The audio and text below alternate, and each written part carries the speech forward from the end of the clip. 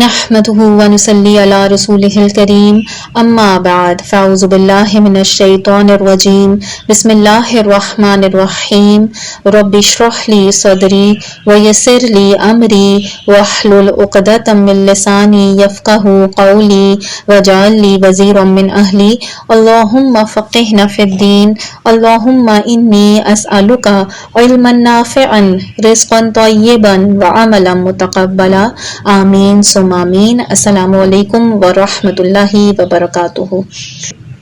سورۃ الملک کی آیت نمبر 3 کی تفسیر اور ترجمہ۔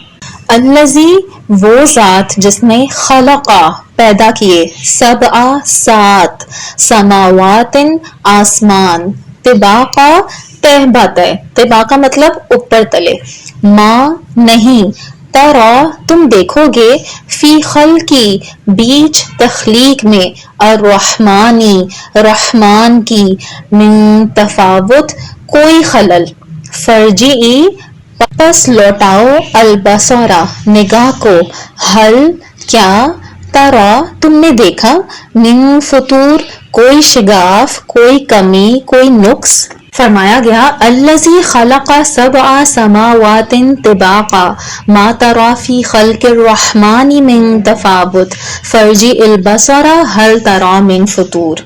جس نے تہ بتہ 7 آسمان بنائے، تم رحمان کی تخلیق میں کسی قسم کی بے ربطی نہ دیکھو گے، پھر پلٹ کر دیکھو کہیں تمہیں کوئی خلل نظر آتا ہے۔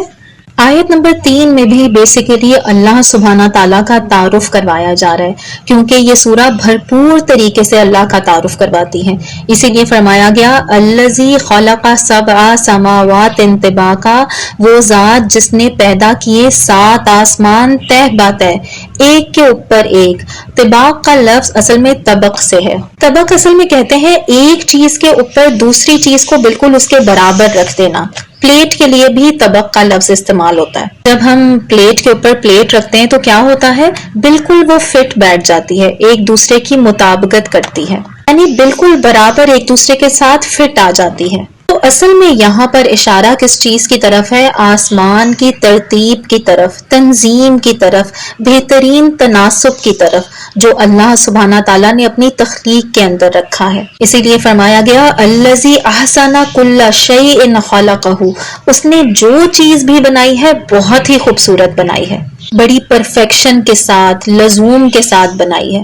اسی لیے آگے فرمایا گیا ما تری فی خلق الرحمن من تفاوت، کہ تم رحمان کی تخلیق میں نہیں دیکھو گے کوئی بھی تفاوت۔ تفاوت کا اصل میں مطلب ہوتا ہے عدم تناسب، فرق، کمی، یعنی کوئی بھی کمی بیشی ہونا، بے جوڑ ہونا، بے ضابطگی ہونا۔ اور بنیادی طور پر اگر ہم دیکھیں تو یہ لفظ فوت سے ہے، فا واو تا، جیسے فات الامری کا معنی ہوتا ہے کہ کسی کام کا، وقت کا ہاتھ سے نکل جانا اور واپس نہ ہو سکنا۔ تو اس لیے فرمایا گیا ما تری فی خلق الرحمن من تفاوت، کہ تم رحمان کی تخلیق میں کوئی بے ضابطگی نہیں دیکھو گے۔